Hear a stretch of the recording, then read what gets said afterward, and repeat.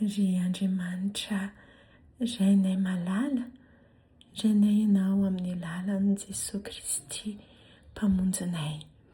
Mankasitraka anao izahay Tompo fa afaka manantona anao. Mankasitraka anao izahay fa ianao no efa niteny taminay hoe izay manantona tsy mba ho laviko mihitsy. Intsy indreto izahay manantona anao amin'ny seza fiandriananao. Dia sady koa izahay tahaka ny zazakely rehefa mipetraka eo ny dadan'i Jesosy dia miankina eo ambonin'io feany. Dia indreto izahay Jesosy, indreto izahay iray malala miakatra mananika ny feanao, mamina anao ry iray tsy toa. Jereo Tompo, jereo ny ahiahinay, jereo ny tebotebonay manoloana ny zava-misy eto amin'ny firenenay sy amin'izao tontolo izao. Ianao no efa nilaza hoe izay mitoetra eo ambany fialofanao dia mahazo antoka tokoa ny fiarovanao. Ny Salamo 1:10 Jesosy no ataonao amponay mba tanisainay.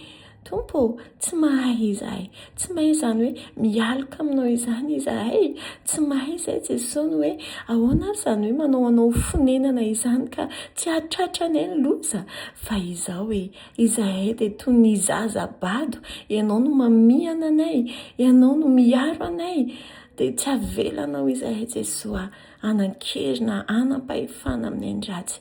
Izany izahay Jesosy, izany no ataonay Tompo tahaka ny zaza izay manantona anao arovy eo ambany elatra ao izahay Andriamanitra. Aoka nalavitra anay tahaka ny teninao ny zava-doza maro samihafa.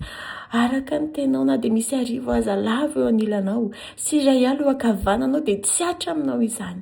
Tompo, soloy fahatokiana tanteraka anao ny tebotebo sy ny ahiahy ao anatinay. Fa ianao no efa nanampy anay ho afaka ao anatin'izany ahiahy izany ka miteny aminay hoe aza manahy na amin'inona indreto izahay Tompo malalo, mamina anao Tompo ka mangataka aminao mba tena feno ny fahatokiana anao. Ny ahiahy rehetra aoka hisolo fahatokiana. Aza velanao hitebiteby izay raha hivoaka ny trano. Aza velanao hanam-panahiana izahay Jesosy raha tsy maintsy mandeha any amin'ny mangingina. Aoka ho tsaroanay mandrakariva fa ny tana maherim-pitiavanao no mombanay ary ny anjenao ny fahirahanay fony mbola tsy tafavoaka ny trano akory izahay. Dia aoka toky anao izahay Jesosy fa mitoetra ao amin'ny firenao izahay Jesosy malala. Dia aoka Jesosy Kristy feno izany fahatokiana, izany nifonay.